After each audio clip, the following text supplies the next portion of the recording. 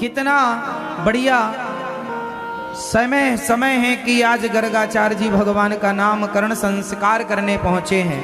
हमारे धर्म में कितने संस्कार होते हैं आप बताओ, कितने संस्कार होते हैं? 2, 9।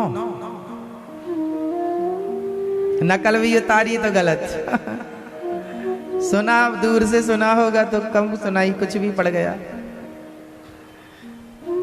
नहीं सुना कभी आपने संस्कारों के बारे में? कितने संस्कार होते हैं अपने सनातन धर्म में? कितने? मैया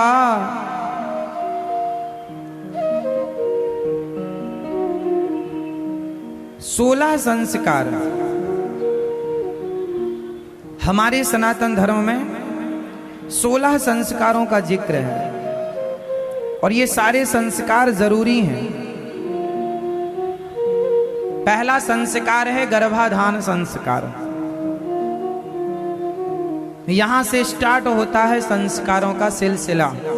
स्त्री जब गर्भवती होती है तो उसके गर्भ का पूजन करके भगवान से प्रार्थना की जाती है कि हे प्रभु अपने भक्त को इस गर्भ से प्रकट करना, अपनी शक्ति देकर इसे भेजना। इसके संस्कार ऐसे हों कि यह सदा आपका स्मरण करता रहे, आपको भूले ना। दूसरा है पुंसवन संस्कार, है ना? जब गर्भ 3 महीने का हो जाता है पेट में, तभी ये संस्कार हो जाता है पेट में। बच्चे के स्वास्थ्य की मंगल कामना के लिए घर वाले भगवान से प्रार्थना करते हैं। फिर तीसरा संस्कार है सीमंतोन्नयन संस्कार। यह संस्कार होता है 6वें महीने में, जब गर्भाधान के 6 महीने पूरे हो जाते हैं, जब गर्भपात की संभावनाएं बढ़ने लगती हैं तो भगवान से प्रार्थना की जाती है कि हे प्रभु इस गर्भ की रक्षा कीजिएगा। फिर जन्म होते ही जात कर्म संस्कार होता है। जब बच्चे का नरा काटा जाता है वो जात कर्म संस्कार होता है। बच्चे को ताई नहलाती है ना, वो संस्कार होता है नरा इत्यादि। नरा भेदन संस्कार भी उसको बोलते हैं। फिर नामकरण संस्कार, नाम रखा जाता है बच्चे का।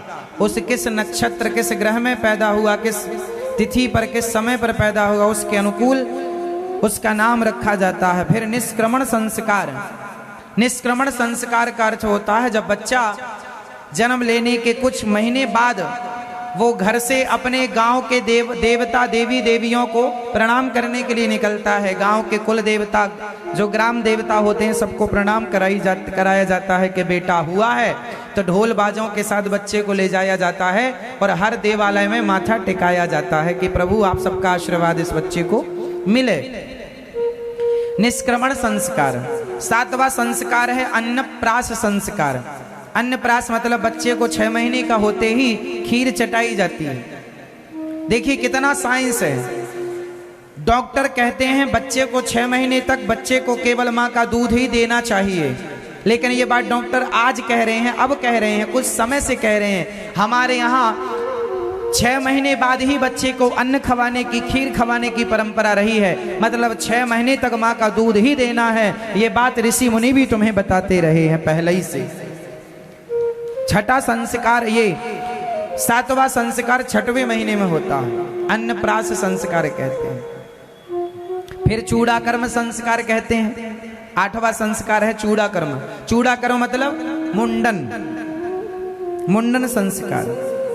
9वां संस्कार है विद्यारंभ संस्कार। आप बच्चा बड़ा हो गया तो पढ़ने के लिए गुरुकुल जाएगा, स्कूल जाएगा, तो पहले बच्चे के हाथ को पकड़कर, पहले बच्चे के हाथ को में कलम पकड़ाकर कोरे कागज में श्री गणेशाय नमः लिखाकर श्री सरस्वत्यै नमः लिखाना चाहिए सबसे पहले। हे माँ सरस्वती आप इसकी वाणी में आकर बैठिए और श्री गणेशाय नमः, हे गणेश जी इसकी बुद्धि में आकर आप विराजमान हो जाइए।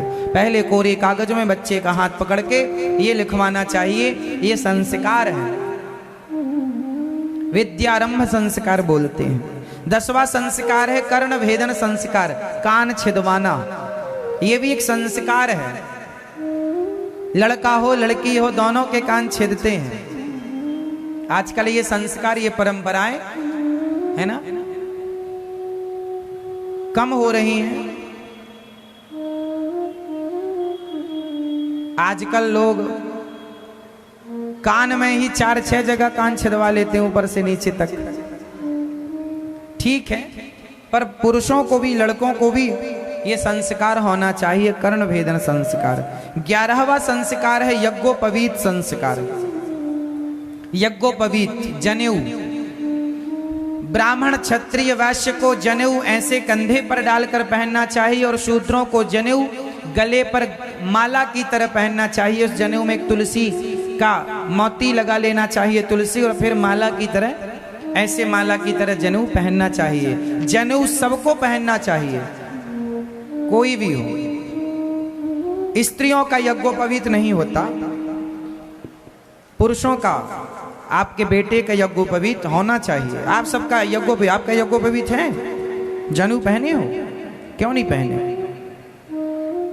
अपनी संस्कृति, अपने संस्कारों को भूलते चले गए। 12वां संस्कार है वेदारंभ संस्कार। वेद पढ़ना शुरू किया जा रहा है अब से, ये वेदारंभ संस्कार। फिर केशांत संस्कार। जब बच्चे पढ़ने जाते हैं तो स्कूल में, गुरुकुल में फिर उनका मुंडन होता है, एक बार फिर मुंडन होता है। फिर समावर्तन संस्कार। जब बच्चे पढ़ लिख करके आ जाते हैं तो वो आकर के सबसे पहले अपने माँ बाप की पूजा करते हैं कि हम पढ़े हैं, विद्या ददाति विनयम। राम जी जब पढ़कर आए तो पूछा गया क्या पढ़ा है राम जी से, तो राम जी ने कहा प्रात काल उठ के रघुनाथा, मात पिता गुरु ना वही माथा। जब पढ़कर आओ तो अपने माता पिता को प्रणाम करो, माता पिता को अपने शिक्षा से संतुष्ट करो। समावर्तन संस्कार अर्थात माँ बाप की सेवा का संकल्प लेना। और 15वां संस्कार है विवाह संस्कार। विवाह संस्कार जिसे आप पाणी ग्रहण संस्कार भी कहते हैं। और 16वां संस्कार आप लोग बताओ कौन सा? 16वां संस्कार कौन सा? मैया बताएंगे?